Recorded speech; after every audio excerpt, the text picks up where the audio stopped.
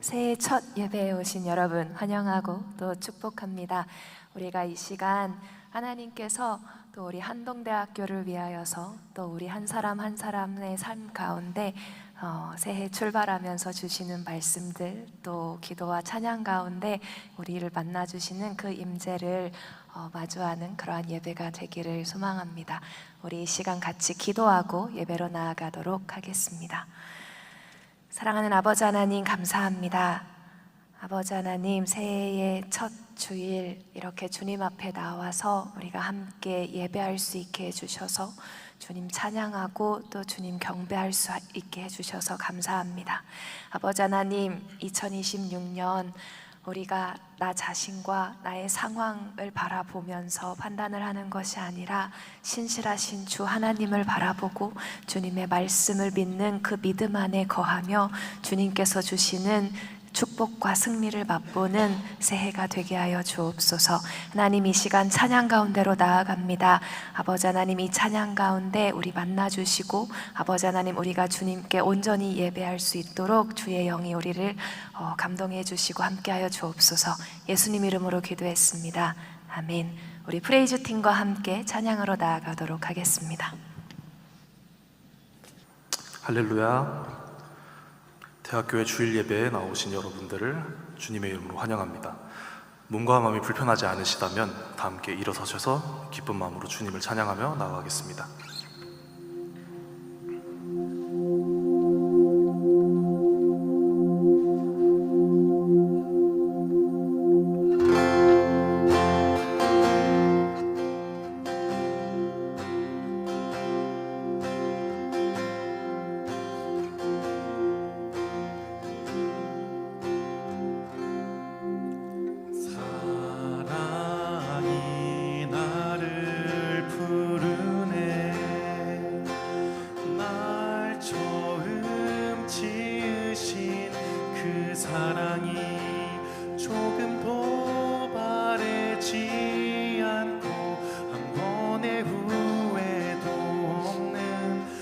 사랑이 나를 부르네.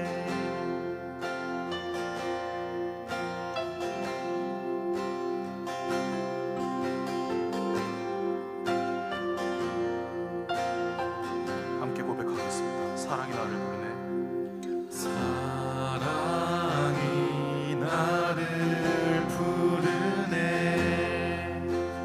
날 처음 지으신 그 사랑이 조금도 바래지 않고 한 번의 후회도 없는 그 사랑이 나를 부르네. 영원한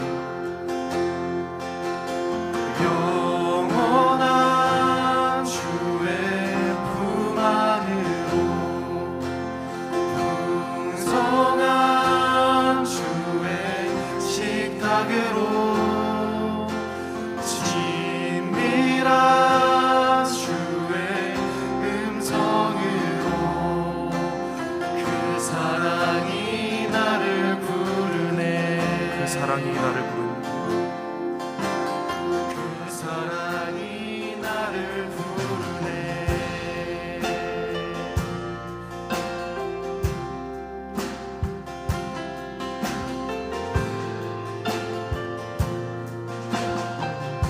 고백하겠습니다. 사랑이 나를 부르네.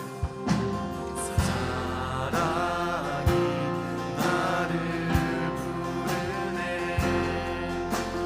날 먼저 찾아온 그 사랑이 지금도 나를 보시며 여전히 함께 하시는 그 사랑이 나를 부르네.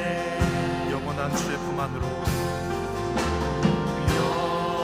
영원한 주의 품 안으로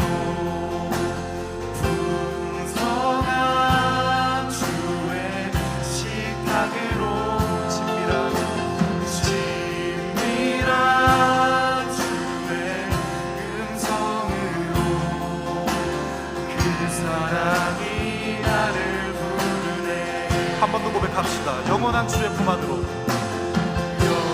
영원한 주의 품 안으로, 풍성한 주의 식탁으로, 친밀한 주의 음성으로, 그 사랑이 나를 부르네. 그 사랑이 나를 부르네.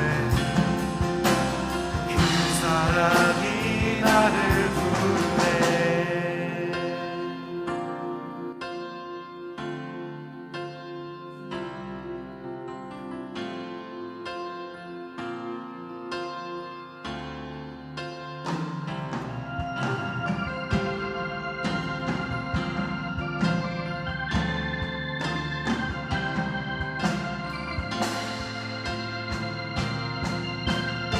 함께 고백하겠습니다. 영원한 주의 품 안으로.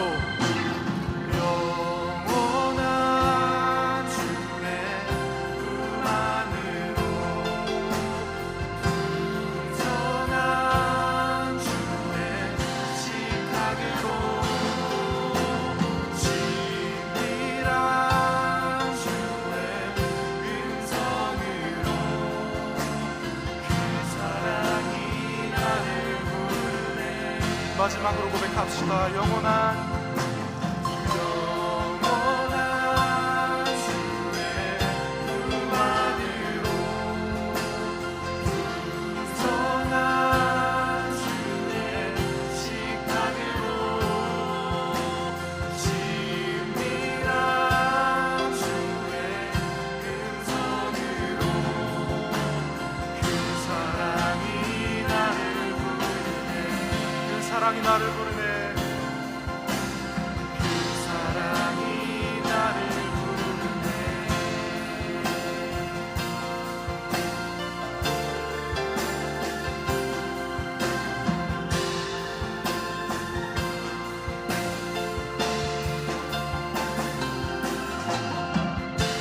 너희가 나를 택한 것이 아니요 내가 너희를 택하여 세웠나니. 주님이 먼저 그 사랑으로 우리를 찾아오셨습니다. 그 사랑에 반응하는 저와 여러분 되시길 진심으로 소원합니다.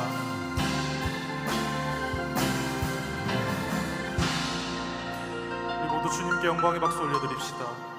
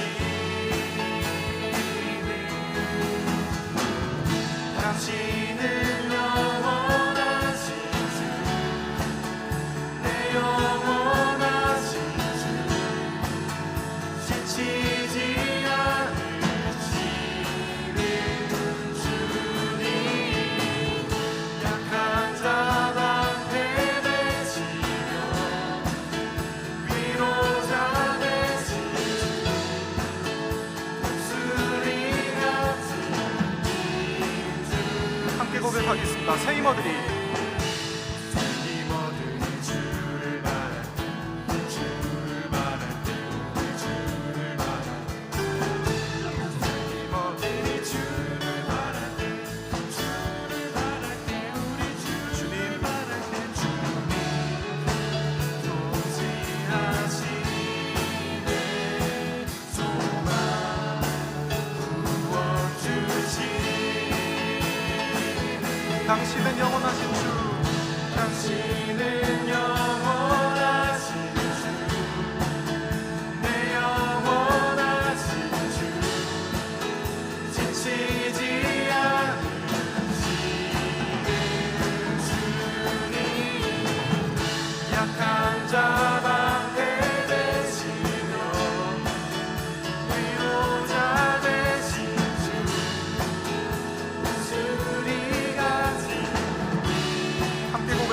고백합시다. 주님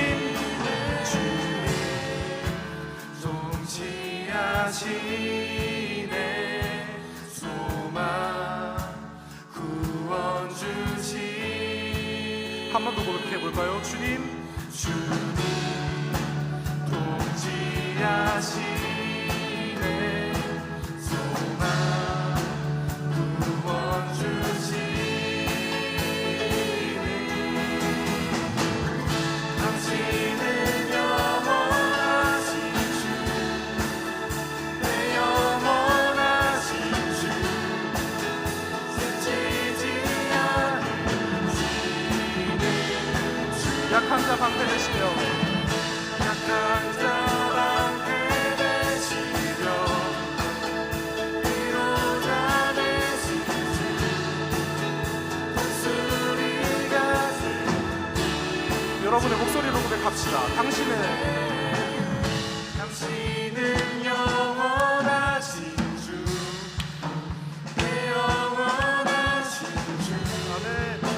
지치지 않는 마지막으로 고백합시다. 약한 자 방패되시며 약한 자 방패되시며 위로자 되신 목소리 같은 힘드시네. 할렐루야. 우리 새 힘 주실 주님만을 바라보며 믿음으로 나아갑시다. 주님께 영광의 박수 올려드립시다.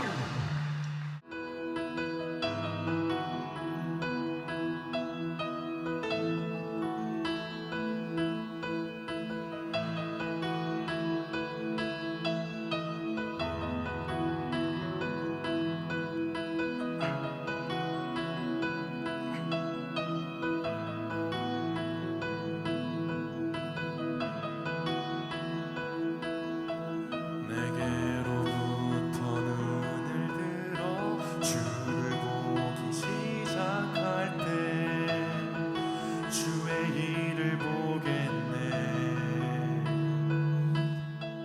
내 작은 마음 돌이키사 하늘에 꿈꾸게 하네. 주님을 볼 때 모든 시선을 주님께 드리고 살아계신 하나님을 느낄 때 내 삶은 주의 역사가 되고 하나님이 일하기 시작하네.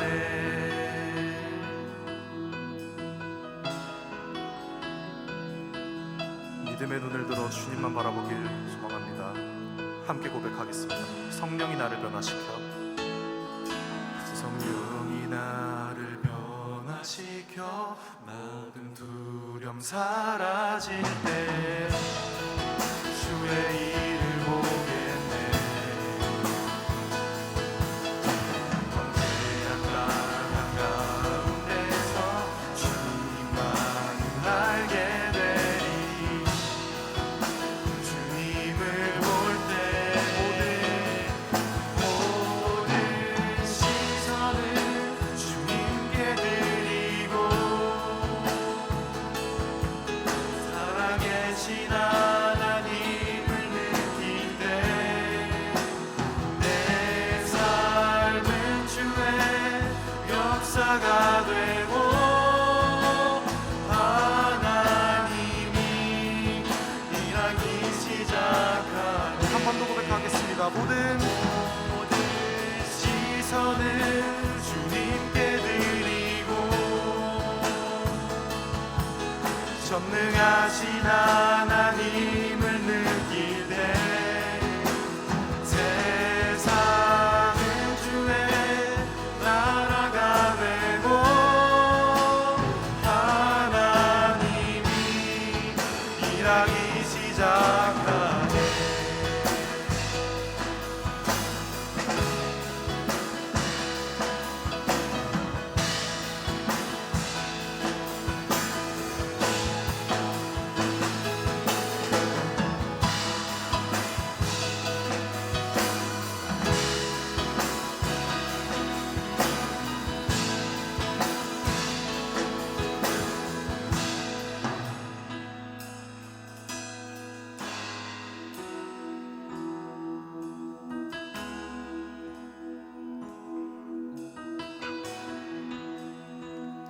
함께 고백하겠습니다. 주님의 영광, 주님의 영광 임하네. 주 볼 때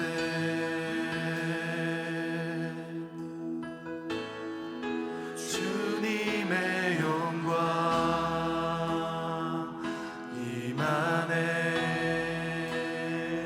주 볼 때 한 번 더 고백합시다. 주님의 영광, 주님의 영광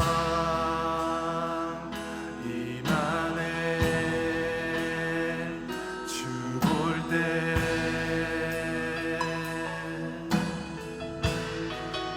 주님의 영광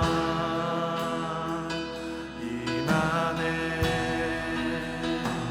주 볼 때 우리 더 큰 목소리로 고백합시다. 주님의 영광, 주님의 영광 임하네. 주 볼 때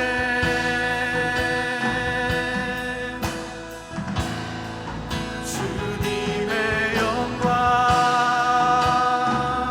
임하네. 주 볼 때 우리 두 손 높이 들고 고백합시다. 주님의 영광, 주님의 영광 임하네. 주 볼 때에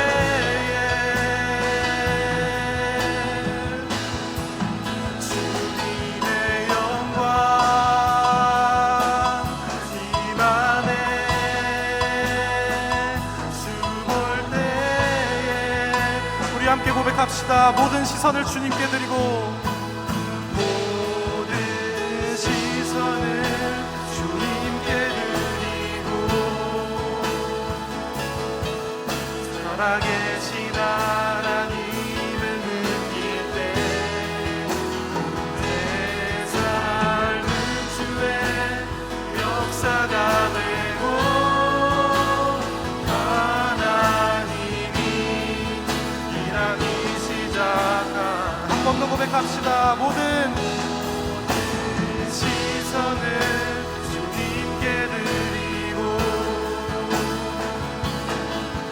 전능하신 하나님을 느낄 때 내 삶은 주의 나라가 되고 하나님이 우리 마지막으로 고백합시다. 모든 시선을 주님께 드리고 모든 시선을 주님께 드리고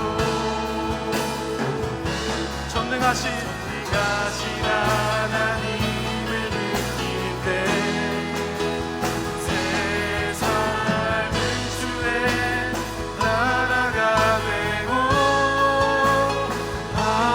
하나님이 일하기 우리의 목소리로 고백하겠습니다. 모든 시선을 주님께 드리고 전능하신 하나님을 느낄 때 새 삶은 주의 나라가 되고 하나님이 일하기 시작하네. 믿음의 눈으로 주님만을 바라보며 살아가는 한 해 되시길 소망합니다. 사랑이 많으신 하나님 아버지 감사합니다.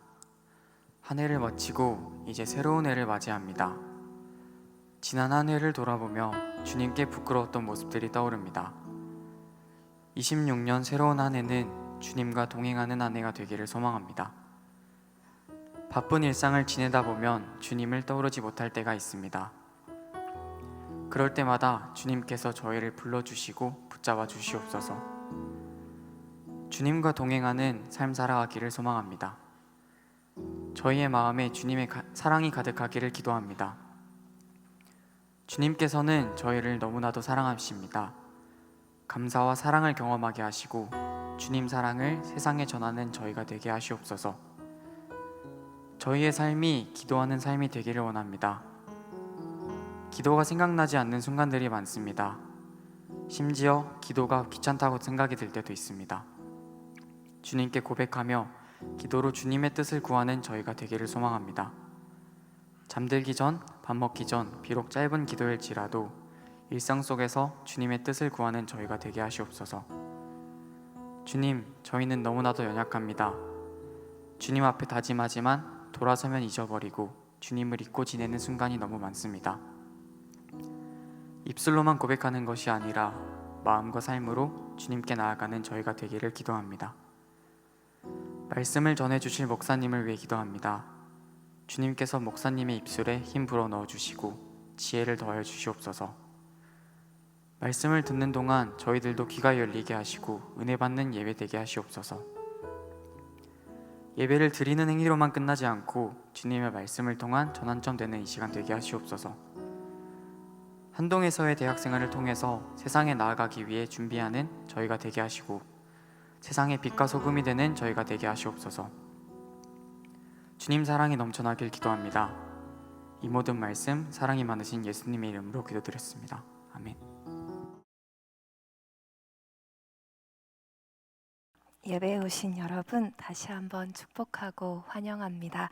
오늘 2026년 첫 주일입니다. 우리 이렇게 서로를 축복했으면 좋겠어요. 혹시 주변에 인사할 사람이 옆에 안 앉아 계시는 분들은 자기 가슴에 손을 얹고 스스로에게 이렇게 축복해 줘도 좋을 것 같습니다. 우리 서로를 향해 또는 자기 가슴에 손을 얹고 이렇게 한번 축복 인사했으면 좋겠습니다. 여호와께서 복 주시고 지키시기를 원합니다. 여호와께서 복 주시고 지키시기를 원합니다. 그런 2026년 되시기를 축복합니다. 우리 서로 향해서 손을 뻗고 같이 찬양하면서 축복하도록 하겠습니다.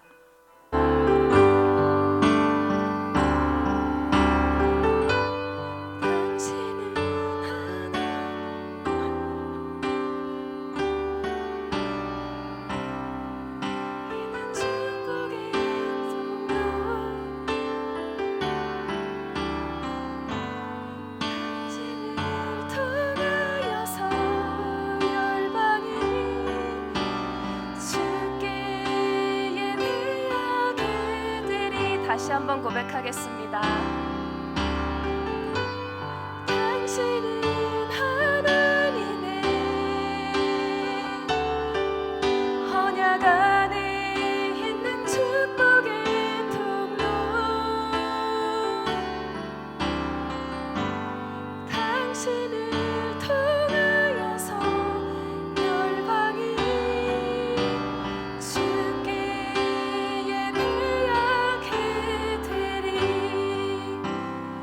예배에 나오신 여러분 다시 한번 축복하고 사랑합니다. 제가 약간 고음 불가여서 찬양을 잘 못 불러드렸습니다. 여러분 광고와 교회 소식은 주보를 참고해 주시고 또 이번 겨울 방학 동안에 선교를 위해서 복음 들고 국내와 해외로 나아가는 많은 한동의 팀들이 있는데 기도해 주시면 감사하겠습니다. 우리 오늘 하나님께서 우리에게 주시는 말씀 출애굽기 35장 20절에서 29절 말씀 같이 보도록 하겠습니다. 출애굽기 35장 20절에서 29절 말씀 저와 여러분이 한 절씩 교독하도록 하겠습니다. 제가 먼저 읽겠습니다. 이스라엘 자손의 온 회중이 모세 앞에서 물러갔더니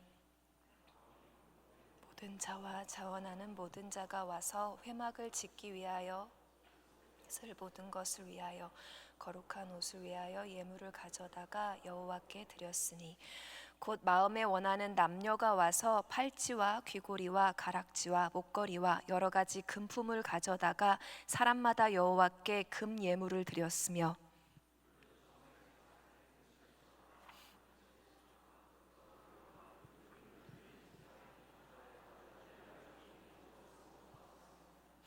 은과 노수로 예물을 삼는 모든 자가 가져다가 여호와께 드렸으며 섬기는 일에 소용되는 조각목이 있는 모든 자는 가져왔으며 마음이 슬기로운 모든 여인은 손수 실을 빼고 그 뺀 청색, 자색, 홍색 실과 가는 배실을 가져왔으며 마음의 감동을 받아 슬기로운 모든 여인은 염소털로 실을 뽑았으며 모든 족장은 호마노와 및 애복과 흉패에 물릴 보석을 가져왔으며 등불과 관유와 분향할 향에 소용되는 기름과 향품을 가져왔으니, 함께 읽겠습니다.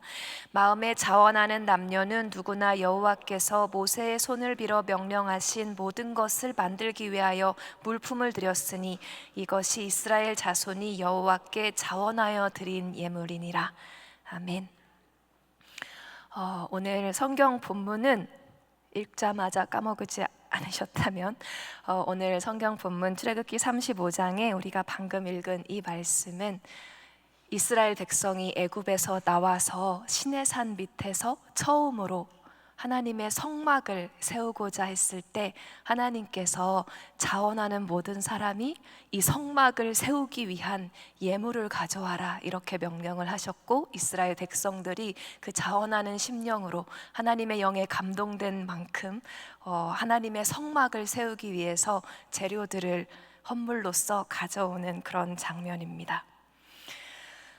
출애굽기를 읽다 보면 하나님께서 성막에, 성전에 엄청나게 진심이신가 보다 싶습니다.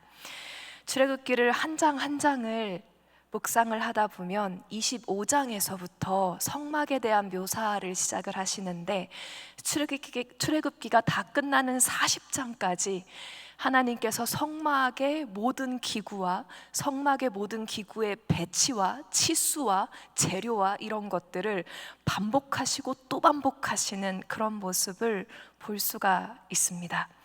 이 25장부터 40장까지 중간에 한 3장 정도, 32장에서 34장 요 3장 정도는 이스라엘 백성이 시내산 밑에서 모세가 40일 동안 하나님 만나러 갔을 때 그 기다리다가 금송아지 숭배 사건을 벌이는 그 사건이 한 3장 정도 중간에 기록된 거 외에는 그 앞뒤로 25에서 40장까지 장장 12장에 걸쳐서 하나님께서 성막에 놓여질 물건을 하나하나, 성막의 치수를 또다시 성막의 형상, 재료, 세우는 방법들을 반복하고 반복해서 말씀하시는 것을 읽어볼 수 있습니다. 사실 좀 이례적이라고 느낄 정도입니다. 처음 성막에 대해서 처음 알려주실 때 그렇게 자세하게 치수를 다 말씀하셨고 재료도 다 말씀하셨고 배치하는 위치도 그렇게 다 알려주셨으면, 한 번에 그렇게 자세하게 묘사를 하셨으면 그 다음에 등장할 때는 처음에 말씀하신 모든 것을 그대로 하였다, 자, 이렇게만 기록해도, 이렇게 생략해도 괜찮을 것 같은데, 여러분이 출애굽기 25장에서 40장까지 이 12장을 천천히 한 절 한 절 묵상하면서 읽으신다면 하나님께서 했던 말을 또 하시고 또 하시고 또 하시고 또 하시면서 묘사하시는 걸 볼 수가 있습니다. 제가 작년 4일 전인데 작년 11월 달과 12월 달에 걸쳐서 출애굽기를 한 장 한 장 한 절 한 절 다시 쓰면서 좀 되새겨 보면서 묵상하는 시간을 가졌었거든요. 그러니까 12월 달에 한 절반, 2주 넘는 시간을 이 출애굽기 25장에서부터 40장을 한 절 한 절씩 다시 적어 보면서 되새겼던 시간을 가졌습니다. 그리고 그렇게 했더니 12월 달 한 달 내내 저에겐 어떤 느낌이었냐면, 성막의 모든 기구에 대한 하나님의 묘사를 또 쓰고 또 쓰고 또 쓰고 또 되새기고 또 되새기고 거의 외우다시피 할 정도로 하나님께서 반복하시는 것을 12월 내내 접하게 되었습니다. 이렇게 생각해봐도 될지 모르겠어요. 성경을 해석할 때 가끔은 하나님께서 어떤 주제에 대해서 또는 어떤 인물이나 어떤 내용에 대해서 얼마나 많은 분량을 할애하시는가, 또는 그 분량 안에서 하나님께서 특정한 단어라던가 특정한 표현을 얼마나 여러 번 반복을 하시는가로 하나님께서 뭔가를 강조하시려고 하는가, 이런 걸 찾아보는 방법이 있습니다. 만약 하나님의 마음과 하나님께서 강조하고 싶으신 것이 이 분량과 반복이 몇 번이 되었는가, 이 표현에 조금이라도 담기셨다면 이 출애굽기에서 12장에 걸쳐서 성막의 모든 것을 묘사하시고 또 묘사하시고 반복하셔서 말씀하시는 이 부분, 이 성막이야말로 하나님의 마음 중심에 정말 중요한 주제가 아닌가 싶을 것 같습니다. 그런데 하나님께서 그토록 반복해서 자세하게 설명해 주시는 그 성막의 처음 디자인을 주시고 준비를 시키시고 실제로 만드시고 또 세우시는 걸 다 반복을 해서 말씀을 하시는데, 그토록 자세하게 설명하시는 이 성막에 대한 내용 한가운데 오늘 우리가 읽은 35장에 제가 느끼기에는 참 신기하고도 놀라운 그런 광경을 보게 되는 것 같습니다. 제가 이 35장을 처음 읽었을 때 왜 이 방법으로 하시지? 싶은, 잘 이해가 되지 않는 장면이기도 했습니다. 하나님께서 그 정도로 중요하게 여기시는 것이 이 성막에 대한 걸 정확하게 묘사해 주시고 정확하게 준비하게 하시고 세우게 하시는 것이라면, 그리고 이 성막의 의미가 여러분 지성소에서 하나님의 임재가 시은소에 임하시고 거기서 이스라엘을 하나님께서 만나주시고 하나님께서 말씀해 주시겠다고 하신 것이 이 성막의 의미잖아요. 근데 이 성막을 실제로 정확하고 정교하게 만드는 데 있어서 하나님께서 자원함, 자발성, 너희 마음에 감동된 만큼 가져오고 헌신하고 세워라, 이렇게 말씀하신다는 것입니다. 너희 중 마음에 원하는 자들이, 자원하는 자들이 성막에 쓰일 재료 중에 원하는 것을 원하는 만큼 가져오라, 이렇게 말씀하신다는 겁니다. 이토록 중요한 성막을 짓는 일에 하나님께서는 이스라엘에게 그 어떤 할당도 해주지 않으시고 분배도 하지 않으시고 강요도 하지 않으시고 의무를 부과하지도 않으십니다. 이렇게만 명령하세요. 출애굽기 35장 4절 5절 말씀 우리 함께 다시 한번 읽겠습니다. 시작. 모세가 이스라엘의 온 자손의 온 회중에게 말하여 이르되 여호와께서 명령하신 일이 이러하니라. 이르시기를 너희의 소유 중에서 너희는 여호와께 드릴 것을 택하되 마음에 원하는 자는 누구든지 그것을 가져다가 여호와께 드릴지니 곧 금과 은과 녹과, 쭉 읽으시면 그 이후에도 실의 종류와 가죽의 종류와 나무 이런 것들 쭉 나열하십니다. 너희가 선택해서 너희 마음에 원하는 자는 누구든지 원하는 것을 원하는 만큼 여호와께 가져다 드리라 말씀하십니다. 하나님께서 받으실 성막을 짓기 위한 재료는 정확히 무엇인지 알려주세요.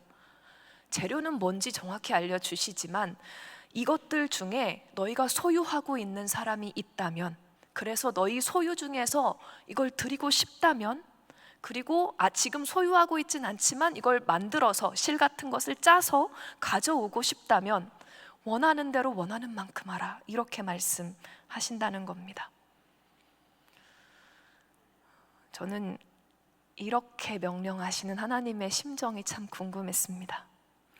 하나님의 마음에 그렇게 소중하고 중요하신 성막을 짓는 일인데, 그리고 그렇게 반복해서 묘사하실 만큼 정밀하고 정교하고 온전한 작업이 필요한 그런 일인데, 그렇게 완전히 지어져야 되는 성막인데, 만약에 다른 나라였다면, 다른 민족이었다면, 다른 조직이었다면 각 지파마다 헌물과 노역을 할당하고 부담을 시키고 어떻게 지어질지 조직을 하고 모든 백성 한 명 한 명이 이만큼 의무로 짊어져야 된다, 이렇게 부과해서 지어야 안정적이고 완벽하게 일을 할 수 있는 것이 아닌가, 이런 생각이 들었기 때문입니다. 그런데 하나님께서는 출애굽기 25장에서 40장까지 12장에 걸쳐서 묘사하셨던 그 성막을 완전히 하나님의 백성의 자원함에, 그 자발적인 소원함에, 그 마음이 감동되는 것에 두셨다라는 겁니다. 그리고 하나님께서 명령하시는 방법이 내가 생각하는 방법보다 하나님이 명령하시는 방법이 완전한 방법이시라면, 그럼 하나님께서는 하나님이 거하실 성막은, 하나님의 임재와 하나님의 영광이 가득해야 하는 성막은 이 방법으로만 지어져야 된다고 보신 것 아닌가라는 생각이 들었습니다. 왜 하나님께서는 성막 짓는 방법을 자원하는 마음을 통해서만 받겠다라고 하셨을까?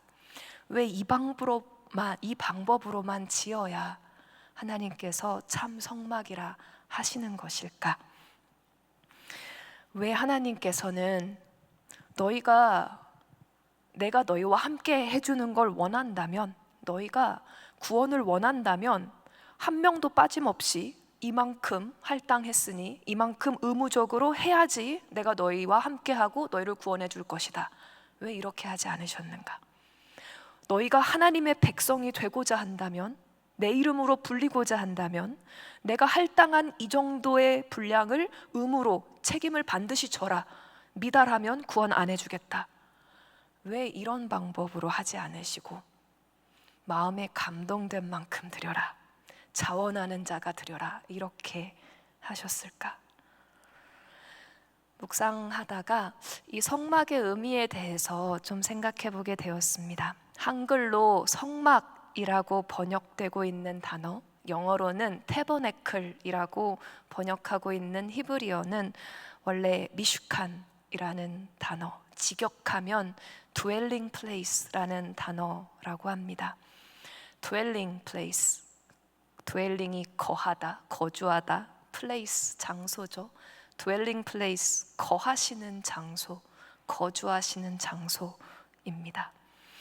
이 성막을 또 회막이라고도 출애굽기가 부릅니다. tent of meeting입니다. 만남의 장막이라는 뜻이죠. dwelling place, 거주하시는 장소, tent of meeting, 만남의 장막, 만나 주시는 장막. 이 두 이름 다 하나님의 임재하심과 하나님의 교제하심과 하나님의 친밀하심, 이런 의미들을 내포하고 있는 장소들입니다. 이 성막에서 내가 너와 만나리라. 이 성막에서 내가 너에게 말씀하리라. 이사야서에서는 내 집은, 하나님의 집은 만민이 기도하는 집이라. 기도하는 내 집에서 내가 너를 기쁘게 하리라. 이렇게도 표현하신 곳입니다. 그리고 하나님의 임재가 거하시는 곳, 하나님께서 우리를 만나러 와주시는 곳이라고 생각을 한다면, 그곳에서, 그 dwelling place에서, 그 meeting place에서 무슨 일이 일어나는지에 대해, 우리가 하나님을 만날 때 우리 마음에 어떠한 감동이 일어나는지에 대해, 하나님을 만나서 그분의 마음과 그분의 영광과 그분의 임재를 처음 마주하게 된 자가 그 마음속에 어떠한 자원하는 심령이 생기는가에 대해서 우리는 신약 성경에서 엿볼 수 있는 장면이 하나가 있습니다. 예수님께서 내가 오늘 너의 집에 유하여야 하겠다, 내가 오늘 너와 함께 거하여야 하겠다라고 말씀해 주신 사람이 한 명 있었습니다. 여러분 누군지 아시겠나요? 키가 작았던 세리장 삭개오의 집에 예수님께서 임하셨던 때의 일입니다.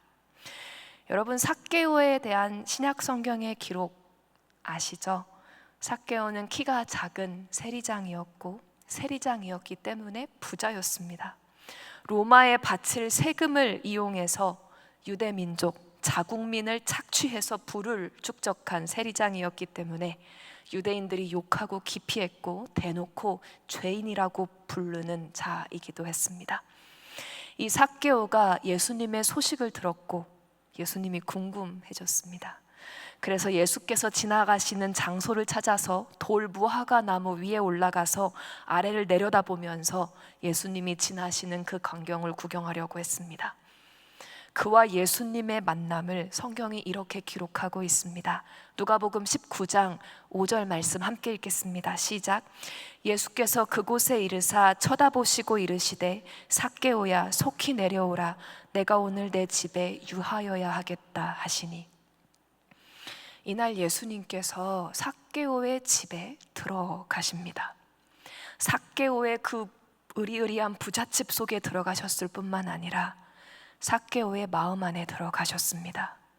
그곳에서 예수님이 삭개오를 만나셨고 예수님의 임재하심 안에 삭개오가 그분의 영광을, 그리고 그분의 본질을, 그분의 사랑을, 그리고 그분의 구원을 맛보았습니다. 성자 하나님의 영광에 물든 삭개오가 보여준 반응을 우리는 잊을 수가 없습니다. 누가복음 19장 8절에 삭개오의 반응을 기록합니다. 함께 읽겠습니다. 시작. 삭개오가 서서 주께 여짜오되 주여 보시옵소서 내 소유의 절반을 가난한 자들에게 주겠사오며 만일 누구의 것을 속여 빼앗은 일이 있으면 내 갑절이나 갚겠나이다.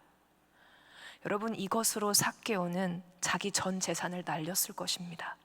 평생을 속여 빼앗아 부를 축적한 사람이 이제 모든 것을 다 팔아서 내 갑절이나 갚아주겠다고 합니다. 자기 재산의 절반을 가난한 자들에게 다 나눠줘 버리겠다고 선언합니다. 근데 그러면서 기뻐서 어쩔 줄을 모릅니다.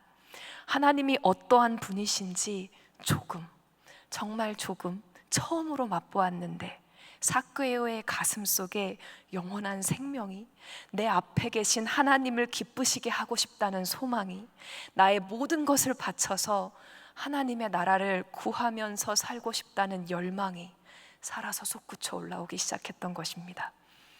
이 순간 삭개오는 이제부터 세속적으로는 망했는데 삭개오는 그 기쁨과 감동과 자원하는 심령을 주체할 줄을 몰라 합니다.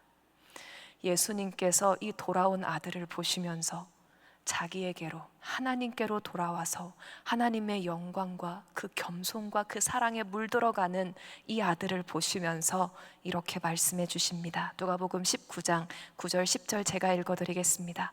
예수께서 이르시되 오늘 구원이 이 집에 이르렀으니 이 사람도 아브라함의 자손이미로다. 인자가 온 것은 잃어버린 자를 찾아 구원하려 함이니라. 내가 오늘 너의 집에 유하여야겠다. 내가 오늘 너와 함께 거하여야겠다. 사랑하는 여러분, 이 오늘이라고 부르신 이날에 예수님께서 삭개오를 자신의 거하시는 곳, 하나님께서 만나주시는 곳, 성막과 회막을 삼아주셨고 그 하나님의 임재와 영광에 감동된 삭개오가 자원하는 심령으로 떨면서 쏟아드리는, 하나님께 드리는 예물을 바쳤습니다. 여러분, 다른 종교들 또는 기독교에서 파생된 다른 이단이나 사이비들은 예수님께서 우리를 죽기까지 사랑하셔서 우리의 모든 죄의 문제를 홀로 해결하셨고 구원을 완전히 값없이 주셨다는 이 유일한 복음만을 믿지 않습니다. 거기에 조금이라도 인간의 노력을 더하고 열심을 더하고 의무를 더해서 구원의 조건에 덧붙입니다. 나 자신의 헌신과 희생, 열심, 열정, 선행 이런 것을 구원에 조금이라도 기여하도록 조직화하였습니다. 그러나 하나님께서는 성막을 그렇게 짓지 않겠다 하십니다. 너가 뭔가를 가져와야, 뭔가를 의무적으로 해야, 너에게 부여된 무언가를 해내야 구원하겠다, 그래야 너와 함께 하겠다, 이렇게 하지 않으십니다. 구원은 먼저 이루셨습니다. 이집트에 있을 때 먼저 찾아오셨고 먼저 구원하셨습니다. 이스라엘이 아무것도 안 했는데 6월절 어린 양의 피를 쏟으셨고 구름 기둥과 불 기둥으로 임재해서 지금 이미 함께하고 계셨습니다. 그리고 이제 너와 함께 살 성막을 지을 것인데 너와 함께 거하고 너와 만날 장소인 회막을 세울 건데 감동된 만큼 가져와라. 자원하는 만큼 나에게 가져와라 하십니다. 삭개오는 자신을 만나러 오신 그 예수님의 영광을 보았습니다. 여러분, 영광이라는 것, 성경에서 말씀하시는 하나님의 영광이라는 것, 단순히 위대하고 황홀하고 높고 그런 것만 보았다는 게 아닙니다. 영광은 본질을 보았다는 것입니다. 하나님의 하나님 되심을, 하나님이 어떤 하나님이신지를 맛보기 시작했다는 것입니다. 예수님께서, 예수 그리스도께서 어떠한 하나님이신지를 경험하기 시작하고 알아가기 시작했다는 것입니다. 그리고 그 예수님의 영광에 물들었습니다. 자녀가 아버지를 닮는 것이 성경은 당연하다 하십니다. 아버지께서 자비하심으로 너희도 자비하라고 누가복음에서 명령하시죠. 평생 내 것이라 움켜쥐면서 남을 착취하고 남을 비참하게 만들면서도 내 것 모으려고 악착같이 살았던 삭개오가 자기와 함께 오늘 거하겠다고 오신 예수님을 맛보더니 움켜쥐던 손이 풀립니다. 내가 잘 나가 보겠다고 남한테 주었던 피해와 상처와 아픔이 그 가슴을 찌르기 시작했습니다. 내 전 재산을 날려서라도 이제 예수님 더 닮겠다고, 나와 함께 거하러 오신 하나님을 기쁘게 하고 싶다고 고백하기 시작합니다. 구원받은 자의 반응입니다. 하나님께선 이렇게 성전을 세우겠다라고 하시는 것 같습니다. 하나님의 영광에서 영광으로 변화되어 가는 자들의 마음이 주의 영에 감동됨으로, 그래서 내가 움켜쥐던 것보다 하나님을 더 앙망하는 자원함으로, 내가 아닌 하나님을 기쁘시게 하고자 하는 소원함으로, 하나님의 영광을 더 드러내고자 하는 간절함으로 성막을 세워 가시겠다 하시는 것 같습니다. 성막의 양식과 모양, 치수와 재료와 배치하는 모든 방법은 하나님이 직접 고안하셨습니다. 정확하게 알려주셨습니다. 그러나 그 성전을 지어가는 것은, 세워지도록 하는 일은 하나님께서 우리에게 감동 주시고 우리에게 자원하게 하셔서 짓게 하시겠다 하십니다. 그 원리에 대해서 조금 더 묵상하면서 고민하게 되었어요. 우리가 하나님께 자발적으로 드리게 되는 것, 하나님께 자발적으로 예배하고 헌신하는 것의 원리가 무엇일까 조금 더 고민하고 묵상하다가, 하나님의 영광이란 하나님의 하나님 되심을 드러내 주시고 알게 해 주시고 예배하게 해 주시는 것, 이것을 생각해 보다가, 그럼 나는 하나님께서 나를 거처 삼아 주셔서, 나를 성막 삼아 주셔서 나의 몸이라는 이 장막에 하나님이 나와 함께 거하러 와 주셔서, 그래서 내가 하나님의 영광을 조금씩 더 알게 되어서 뭐가 가장 감사하지? 무엇에 가장 감동이 되지? 뭐가 가장 감격이지? 이런 걸 좀 생각해 보게 되었습니다. 제일 먼저 생각나는 건 제 안에 함께 살러 와주신 것, 그거 자체가 가장 감사하더라고요. 그 누구보다도 가까이, 누구보다도 항상 저를 떠나지 않으시고 저와 함께 하시고, 저의 가장 근원적인 외로움이나 홀로 서지 못하는 것을 채우시고 완전케 하시고 만족시켜주고 계신 것이 정말 감사하다, 이런 생각이 들었습니다. 그러면서 이 세상이 줄 수 없는, 그 어떤 세상의 것도 줄 수 없는 기쁨과 평안을 맛보게 해주셔서, 그래서 그 이후로 이 세상이 아니라 하나님만 쫓고 하나님만 구하고 따라가게 하셔서 감사하다, 이런 생각이 가장 먼저 들었습니다. 그리고 좀 더 생각을 해보니까 하나님이 내 안에 와주신 것이, 임재해 주시고 그 영광을 보여주시는 것이 뭐가 제일 감사할까? 좀 더 생각해 보니까 하나님께서 이 저라는 장막 안에 와주셨음으로 인해서 비로소 제가 하나님의 영광을 알아갔을 뿐만 아니라 참으로 저의 영광도 무엇인지 알아가게 해주셨다라는 생각이 들었습니다. 하나님께 하나님의 영광, 하나님 되심이 있듯이 저에게도 저의 영광이 있겠죠. 저의 영광이란 저의 가장 본질되는 것, 저의 가장 소중한 것, 제가 가장 저다워지는 것일 것입니다. 그게 뭘까? 좀만 더 고민해 보면 제가 피조물로서의 저의 영광이 무엇인지가 보이기 시작합니다. 피조물인 저의 영광은 다른 피조물에게 칭송받고 인정받고 뭐 그런 걸 받아보고 싶어하고 그런 데 있지 않고, 피조물로서의 저의 영광은 홀로 찬양받으셔야 하는 분, 가장 거룩하시고 경외받으셔야 하는 한 분이신 하나님 앞에 완전히 엎드러져서 경배하는 데 있더라고요. 그게 피조물의 본질 중에 본질일 것이기 때문입니다. 홀로 모든 예배와 찬송을 받으셔야 하는 분께 그분이 받으시기에 합당한 찬양과 예배를 드리며 그분께 엎드려 경외하고 경배하는 것, 그것이 피조물인 저의 가장 영광스러운 순간이고 모습이었습니다. 하나님이 제 안에 들어와 사셔주지 않으셨다면 절대 알 수 없었을 저의 영광을 알려주셨습니다. 이 백성은 내가 나를 위하여 지었나니 나의 찬송을 부르게 하려 함이니라는 이사야서 43장의 말씀이 무슨 뜻인지 저의 온 존재로 경험하게 하셨습니다. 이러한 경배, 이러한 예배를 드리는 모습을 우리는 신약 성경에서 또 한 번 볼 수 있습니다. 주님께서 다시 살려주셨던 나사로의 동생 마리아가 자기 집에 찾아오신 주님의 발에 향유를 붓죠. 지극히 비싼 향유, 순전한 나드 한 근을 주님께 붓고 엎드려서 머리털로 주님의 발을 닦아드렸다고 성경은 말씀하고 있습니다.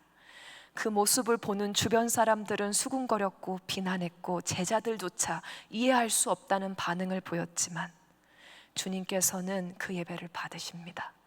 이는 내 장래를 위한 것이니 마리아를 가만히 두어라 말씀해 주시면서 마리아가 자기의 전부를 주님 앞에 엎드려 부어드리는 것을 기뻐 받으셨습니다. 복음이 전해지는 곳마다 이걸 전하라고 하셨습니다. 그리고 또 다시 한번 하나님께서 알려주신 저의 영광이 무엇일까 조금 더 고민해 보았더니 저를 하나님의 자녀로 삼으신 영광이 있음을 보게 됩니다. 지극히 높으시고 거룩하신 여호와 하나님의 딸로 삼으신 저의 영광이 무엇일까 생각해 볼 수 있게 해주십니다. 여러분, 아들과 딸에게 영광이 무엇이죠? 저의 경우는 딸이니까 딸의 영광은 아버지의 사랑을 누리고 아버지의 은총을 기뻐하고 감사하는 걸 것입니다. 아버지께서 저를 위해 주시고 아름답게 해주실 때 기뻐하는 것일 거예요. 그리고 거기서 멈추는 것이 아니라 자녀이기 때문에 어딜 가든지 아버지와 비슷한, 아버지를 닮은 행동과 삶을 사는 것일 겁니다. 내 아버지가 기뻐하시니까 아버지가 기뻐하시는 행동을 하고, 내 아버지가 너무나도 존경스럽고 멋진 분이시니까 아버지와 같은 마음을 품기 시작하고, 아버지를 볼수록, 아버지와 함께 할수록 닮아가는 것이 자녀의 영광입니다. 그래서 주님은 우리에게 이렇게도 말씀하셨습니다. 누가복음 6장 36절 말씀입니다. 다음 슬라이드 넘겨주시면 우리 같이 읽겠습니다. 시작. 너희 아버지의 자비로우심 같이 너희도 자비로운 자가 되라. 마태복음 5장 16절도 함께 읽겠습니다. 시작. 이같이 너희 빛이 사람 앞에 비치게 하여 그들로 너희 착한 행실을 보고 하늘에 계신 너희 아버지께 영광을 돌리게 하라. 자녀의 영광 생각했는데 여러분, 한동의 영광도 생각해 보셨으면 좋겠습니다. 우리의 한동의 영광은 무엇일까? 우리 한동대의 한동다움은 무엇일까? 우리가 누구든 들으면 칭찬할 만한 기독교적인 가치들, 사랑과 봉사와 자선, 정직, 성실, 명예로움, 이런 걸 실천하는 대학이지만 여러분, 그 가치들의 이름만 내세우면서 그 가치 자체가 제일 중요한 것처럼 내세우거나 추구하는 대학이 되어선 안 될 것입니다. 좋아 보이는 기독교적인 가치들을 내세우는 정도의 대학이 아니라 하나님의 대학으로서 하나님을 바라보는 우리의 중심이 바로 설 때 그런 가치들은 자연스럽게 파생되어야 할 것입니다. 한동의 진정한 한동다움은 한동이 하나님의 성전이 되어서 우리 안에 함께하러 오신 하나님을 만나고 하나님의 임재와 하나님의 영광에 감동되어서 자원하여 하나님을 기쁘시게 하고 싶은 갈망에 사로잡히고 하나님이 어떤 분이시라는 것을, 하나님의 하나님 되심을, 하나님의 영광을 그분의 자녀로서 어딜 가든 보여주고 싶은, 하나님께 영광 돌려드리고 싶은 대학이 되는 것이라 믿습니다. 삭개오가 자신의 전 재산을 아낌없이 부어드리면서 주님으로 인해서 기뻐서 어쩔 줄 몰라 했던 그 헌신, 마리아가 지극히 비싼 향유를 주님께 다 부어드리면서 아까워하지 않았던 그 사랑의 중심에는 그냥 헌신과 사랑이라는 가치 때문에 그렇게 했다기보다는 살아계신 예수 그리스도 그분 자신이 계셨습니다. 우리 한동의 중심에 예수 그리스도, 살아계신 주님의 영광과 임재하심이 경험되고 매일매일 알아지고 더욱 깊이 믿어지고, 그래서 우리가 그분을 닮게 되어서 참으로 하나님의 영광에 물들어서 주님을 높이고 주님을 닮아가는 대학이 되기를 주님의 이름으로 소망하고 또 축복합니다. 하나님께서는 오늘 이스라엘에게 하나님의 영에 감동이 된 만큼, 하나님께 자원하고 헌신하는 만큼 성막을 세우기 위해 가져오라 하셨습니다. 얼마나 많은 백성들이 자원하는 심령으로 매일 가져왔는지 출애굽기 36장은 그 결과를 이렇게 기록하고 있습니다. 출애굽기 36장 4절 5절 말씀 같이 읽겠습니다. 시작. 성소의 모든 일을 하는 지혜로운 자들이 각기 하는 일을 중지하고 와서 모세에게 말하여 이르되, 백성이 너무 많이 가져오므로 여호와께서 명령하신 일에 쓰기에 남음이 있나이다. 넘쳐 흐르도록 바쳤습니다. 여러분, 이스라엘 백성 이 시기에 평생 노예였기 때문에 원래 노예로서 소유했던 금이나 은 같은 귀금속은 정말 거의 없었을 것입니다. 다 털어서 가져왔습니다. 이집트에서 나오던 날 밤에 하나님께서 이집트 사람들로 하여금 이스라엘 백성의 손에다가 귀금속을, 장식품들을 마구 쥐어주면서 내보내게 하셨죠. 평생 처음 그날 손에 쥐어봤던 소중한 그것들을 하나님의 성막을 위해서 꺼내서 다 가져왔습니다. 귀금속이 없는 자들은 성막에 쓰일 청색, 자색, 홍색 실과 가늘게 꼬은 배실을 만들어서 그걸 가져왔습니다. 염소털로 실을 짜서 가져왔습니다. 조각목으로 된 가구가 있었다면 그걸 가져왔습니다. 기름과 향품을 가져왔습니다. 바쳐도 기뻐서 더 찾아서 더 만들어서 계속 가져왔습니다. 아깝지 않았습니다. 왜냐하면 비로소 내 존재의 의미를 찾게 되었기 때문입니다. 우리의 존재의 영광은 나를 지으신 주 여호와 하나님을 경배하고 경외하고 그분의 영광을 높이는 데 있기 때문입니다. 그분을 찬송하고 그분을 선포하고 그분을 드러내고 그분을 즐거워하고 감사하는 데 있기 때문입니다. 사랑하는 여러분, 여러분의 마음에 내가 존재하는 진짜 이유를 깨닫게 하시는 주 하나님을 만나시기를 주님의 이름으로 축복합니다. 내가 움켜쥐고 있던 것들보다 더 가치 있는 그분, 더 닮고 싶은 그분, 더 기쁘게 해드리고 싶은 그분을 먼저 만나는 2026년 되시기를 축복합니다. 여러분의 몸을 성막 삼으시는 하나님 앞에 나의 존재의 본질, 내 존재의 참된 영광을 찾아가는 한 해 되시기를 바랍니다. 여러분, 사도 바울은 다메섹 도상에서 예수님을 만나자 혈통을 버렸습니다. 신분도 버렸습니다. 소유 다 버렸습니다. 그리고 이방인의 사도로 헌신합니다. 주님을 예배하는데, 주님의 영광을 전하는데 미쳤습니다. 주님의 교회를 세워가는 그 일에, 주께서 구원하실 그 사람들을 주님의 성전으로 세워가는 그 일에 평생을 헌신하였습니다. 그 일이 우리 하나님의 대학 한동에 일어나기를 소망합니다. 주님께서 여러분 안에 그런 감동을 일으키시기를 축복합니다. 기도하시겠습니다.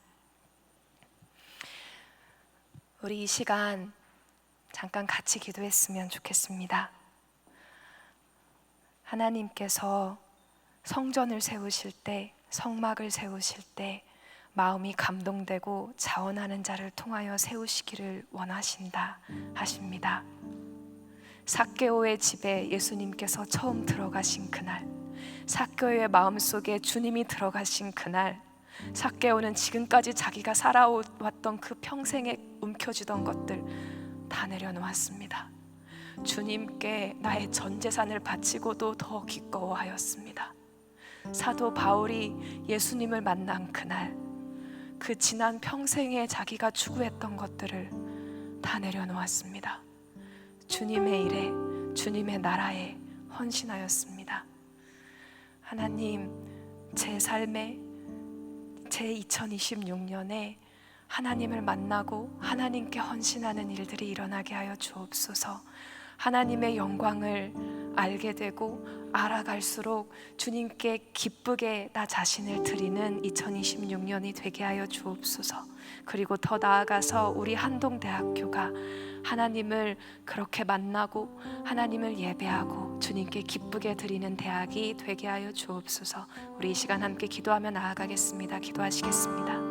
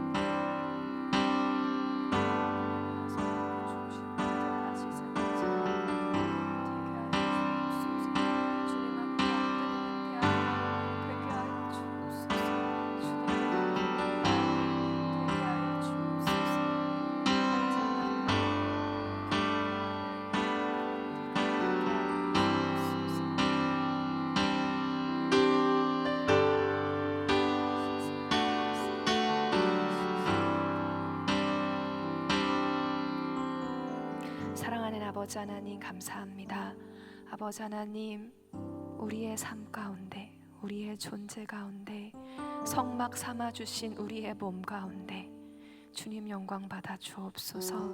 아버지 하나님, 우리가 나를 위한 영광, 나를 위한 칭송이나 인정을 바라며 달려가거나 이 세상의 소유, 이 세상이 내미는 것들을 움켜쥐려고 달려가는 것이 아니라 아버지 하나님, 내 안에 오신 예수 그리스도를 닮아가는 주의 자녀들의 영광을 아버지 하나님 정말 더욱더 알아가고 그 빛을 비춰가면서 사는 우리 모두가 되게 하여 주옵소서. 그러한 한동대학교 되게 하여 주옵소서. 예수님 이름으로 기도했습니다. 아멘. 우리 자리에서 일어나셔서 같이 찬양하며 나아가도록 하겠습니다.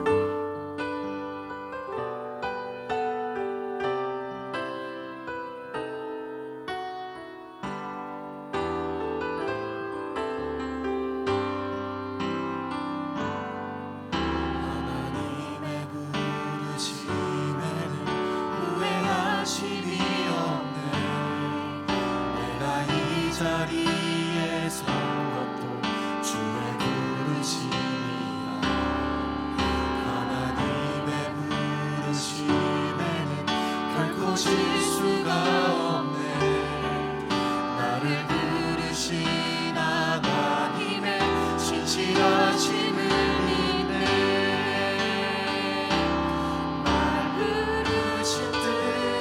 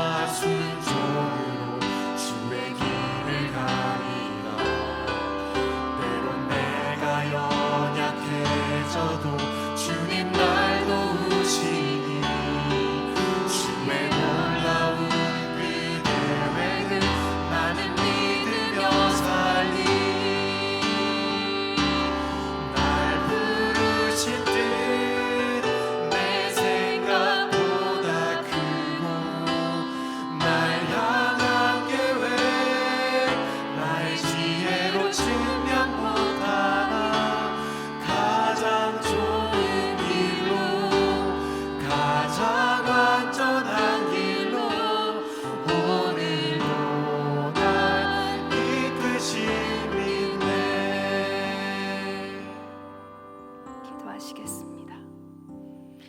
사랑하는 아버지 하나님, 이 새해 첫 주 주님 앞에 나와서 찬양하고 경배하게 하여 주셔서 감사합니다. 아버지 하나님, 이 시간 주님의 예배자들 가운데 주님께서 주신 그 모든 축복들에 감사하면서 그 작은 일부를 구별하여 주님께 헌금으로 드린 분들 계십니다. 아버지 하나님, 축복하여 주시고 이 헌물이 닿는 곳마다 주의 사랑과 주의 복음이 전해지게 하여 주시옵소서. 이젠 우리 주 예수 그리스도의 은혜와 하나님 아버지의 그 크신 사랑과 성령 하나님의 교제, 교통하심이 이제 하나님의 성막으로서 하나님의 영광을 바라보며 주의 영광을 닮아가며 주님께만 예배하고 영광 돌리는 삶을 살기로 결단하는 모든 주의 예배자들 머리 위에, 한동대학교 위에, 또한 이 시간에도 주님의 사랑과 복음을 전하기 위해 전 세계 곳곳에서 헌신하시는 모든 주님의 사역자들 위해 이제로부터 영원토록 함께 하시기를 축원하옵나이다.